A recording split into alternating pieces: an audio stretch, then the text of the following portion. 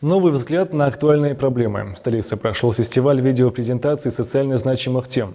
Главные критерии оценки работ – режиссура, содержание и актерское мастерство.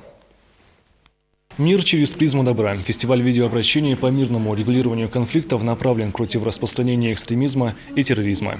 Межнациональные конфликты, агрессивное поведение на дороге и бытовые ссоры. Участники фестиваля попытались отобразить в своих работах наиболее значимые и волнующие общество темы. Конкурс организован молодежным правительством Ингушетии совместно с общественным фондом «Генезис». Данное мероприятие посвящено ко дню толерантности и ко дню Дня доброты.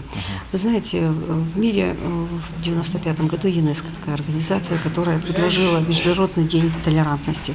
Мы все понимаем, что просто так не бывает никакие праздники, приходят запросы из жизни.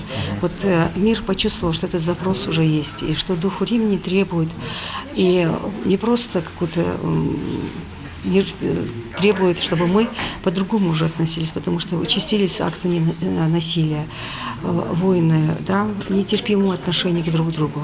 И поэтому возникла такая необходимость показать подрастающему поколению, показать людям, что есть не все одинаково в этом мире, мы все разные. Поэтому именно терпимое отношение, именно толерантность приведет всех за один стол, как говорится. Видеоролик на одной из заявленных тем мог презентовать любой желающий. Правда, при оценке особое внимание уделялось именно командной работе. Борьба за победу шла нешуточная. Среди участников не только активисты местных молодежных объединений, но и представители соседних субъектов.